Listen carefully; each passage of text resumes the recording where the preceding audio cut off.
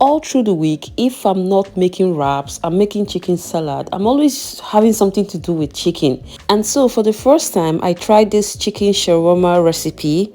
It came out so juicy and flavorful. Making meals all throughout the week has been so easy for me, especially wraps and chicken salads. For this recipe, I'm using boneless, skinless chicken thighs.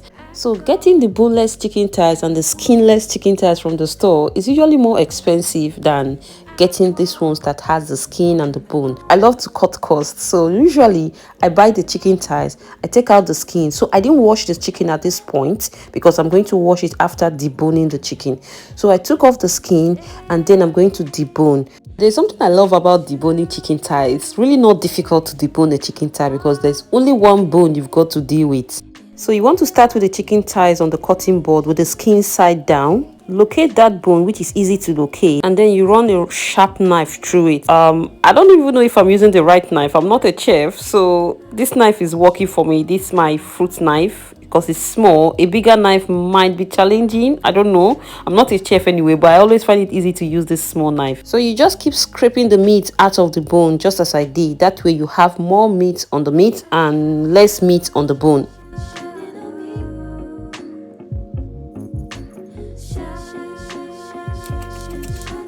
So I'm all done with the deboning and I'm going to wash the chicken and let the water drain as much as possible, then pat it dry. So for the next day, we are going to be loading up lots of seasoning in this chicken because we don't want boring meals. We don't want something tasteless. We want something tasty.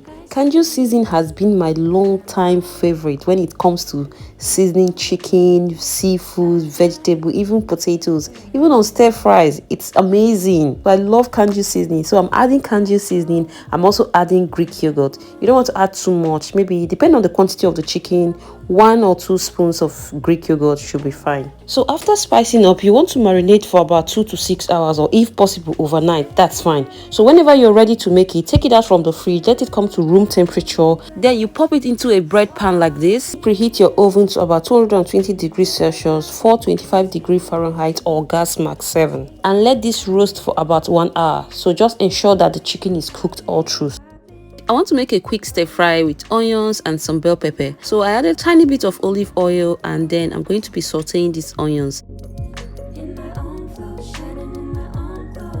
So I wanted the caramelized onions, then I added a little bit of brown sugar. Please don't load up brown sugar in this and you say HAD said we should cook with sugar. No, just a tiny bit to enhance the caramelization. Using custard sugar instead of brown sugar will make it too sweet, so we don't want that. So just try stick to brown sugar. However, adding brown sugar to this recipe is not compulsory. We're just trying to be extra on this day. So I added some bell peppers, some salt, and some sesame oil.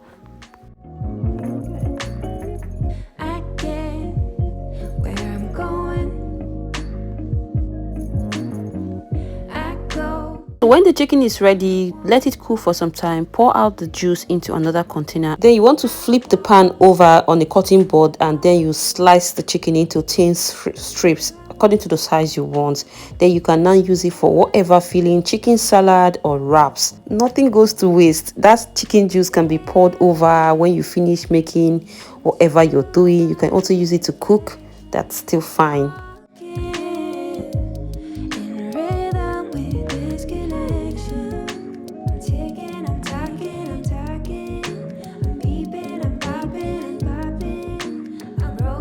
So for now, I'll be starting off with some wraps for myself. So I added some sriracha sauce and mayo, and I think this is the burger relish sauce. Just spread it across the wrap. We don't want some part tasty, some part tasteless. Yeah, so I added some cheese, just a tiny bit of cheese, then the vegetables. I added some chicken and this red cabbage. I blanched this cabbage in hot water and salt and then drain it off. That way it's very good, very yummy. And then I loaded it with some cheese. I love doing this disordered so we don't have so many crumbling bits everywhere. And of course I layered some more sriracha sauce. I love this sauce so much. It's very hot and spicy. Then I roll this up and then pop it into the grill. It came out amazing. Oh my god.